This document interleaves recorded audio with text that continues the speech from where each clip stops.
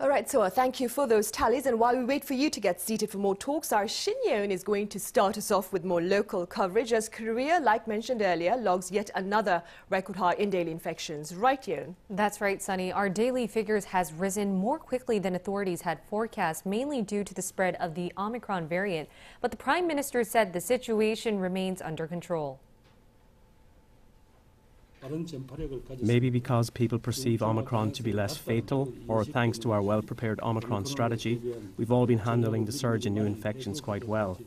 We've managed to raise booster shot rates among seniors, secured enough hospital beds, constantly enhanced equipment for at-home treatment, and expedited the use of antiviral pills. During a special briefing held Thursday, KDCA Commissioner Jeong Eun-kyeong also said though the Omicron variant is quite concerning, it's not to an extent that it threatens medical capacity. After analyzing the regions in Korea hit hardest by Omicron, we realized that the number of infections increased exponentially, but the number of those in critical condition was actually lower than the average tally in the country. We've seen the number of critically ill come down and have restored stability in our medical capacity with enough hospital beds available. Right, and that, of course, is great to know. Now, YE-EUN, what else was addressed during this special session? Right, so experts who took part in Thursday's briefing said Omicron isn't as fatal compared to other variants. It's actually comparable to the seasonal flu, but with symptoms that are slightly more severe. Citing a study from the UK, experts said most Omicron patients experience mild symptoms like coughing, runny nose, headache, fatigue, and sore throat. While Omicron may not often lead to serious illnesses, it can still weigh heavily on our medical capacity, given that it's twice as transmissible as the Delta variant. There were also questions in regards to whether our current test kits were effective enough, especially since 4.5% of our imported Omicron cases were stealth Omicron infections, as they're being called.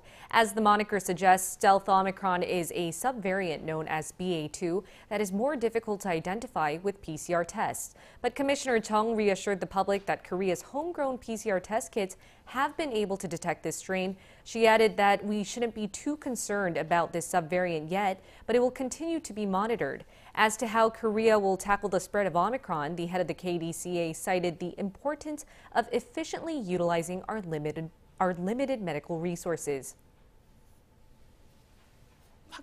We are expanding the number of hospitals and clinics that are able to monitor patients being treated at home. We're also planning to bring in some 31,000 courses of antiviral pills at clinics by the end of January. They're currently being used on those with weak immunity and seniors over 60 to prevent them from developing severe illnesses. Right. And meanwhile, YE-EUN, do remind us about the schedule for the nationwide switch, that is, to rapid antigen testings. Right, so rapid antigen tests will be available from this Saturday at testing sites across the nation, and they will have to be used by most of the population from February 3rd. Excluding people over 60, those at high risk, or those who came to close contact with an infected person, everyone else will have to test themselves with a rapid antigen kit at screening centers or local clinics starting once again at February 3rd.